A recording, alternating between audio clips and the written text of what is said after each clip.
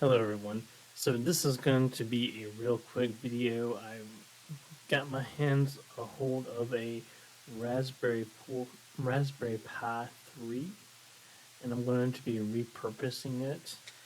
And eventually what I want to do is I'm going to set up Samba on it, and I'm going to attach an external hard drive to it, and then mount the Samba drive to my Windows PC, obviously.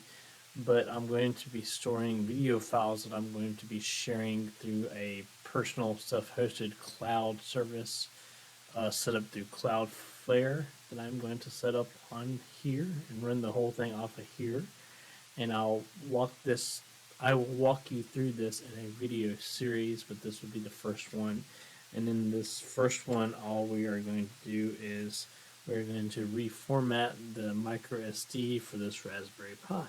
So stay tuned. So the first step in reformatting this micro SD card is to find, for me personally, I have to find an SD card and an adapter so it will work with my computer. So I just simply slide the micro SD card into the SD card adapter if I put it in the right way, and then I'm going to stick it into my computer. I don't drop it, and instantly it should pop up saying that it's there. Alright. So as you can see, we're going to reformat it. And to do that, we're going to go to raspberrypi.com. And then we're going to go to software. And this is the Raspberry Pi Imager. And so we're going to download the Windows version, which I already have the Windows version. Raspberry Pi Imager.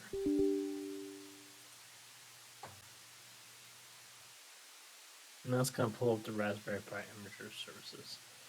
And so we're going to click on Choose OS, and we're going to do Raspberry Pi OS 32-bit. This one is from 5/2023, so it's pretty recent.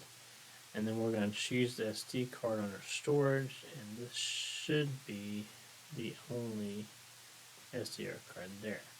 Now before you click right, if you click the gear icon, you can go ahead and set up some settings for it.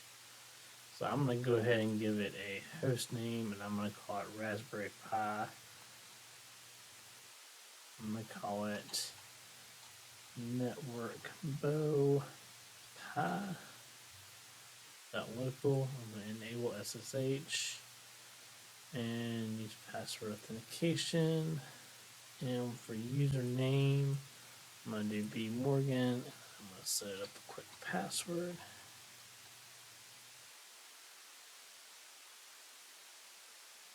And then everything else should be fine.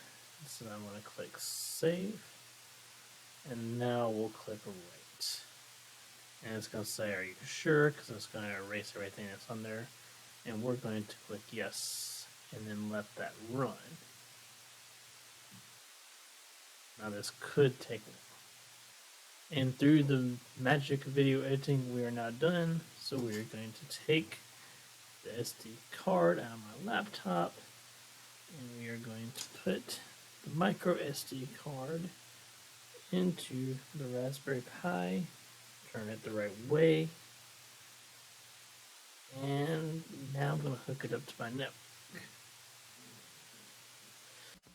What I did here was, since it was not showing up on my router, I decided to ping the network, the name that I gave it, the host name. And as you can see, it did return the MAC address.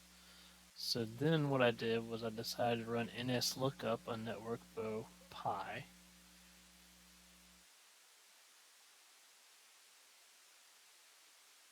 And as you can see, it gave me an IP. There we go. It says it's at 192.168.10.120. So let's try to connect. B Morgan at 192.168.10.120. And there it is. We're going to say yes to fingerprint. And the password I set up. And there we are. We are on mine. We are SSH'd into the Raspberry Pi 3 that we set up. And so the first thing that I always do is run a sudo apt. Okay, so that took a really long time to download, but now that we have an up-to-date Raspberry Pi image on here, we are going to install Docker real quick, and that would be a really simple process that we're going to step through here. So Docker has this convenient script for the Raspberry Pi, for the Docker Raspberry Pi image. So what we're going to do first is we're going to download that, and it's a simple curl command that I'll put down below for everybody. This command and all commands in this video can be found at my website, which will be linked down below. And that ran really fast, and so now we're going to run the script. And that should install Docker for us. Okay, and that took a very long time, but as you can see from the Outlook, that it installed Docker for us, and it's telling us what version it ran. And it suggests adding your user to the Docker group so that you can run Docker commands as a non-privileged user, as it calls it. And that's a really easy thing to do here. We just run sudo user mod -a and then g Docker for group, and then my username. There we go. Alright, we're going to log out and log back in, and then we're going to run Docker ps again. And it runs without the sudo command, so we are successfully in the Docker group. And again, we're just going to run Docker version. And that's going to tell you we're running the Docker Community Edition, version 24.02.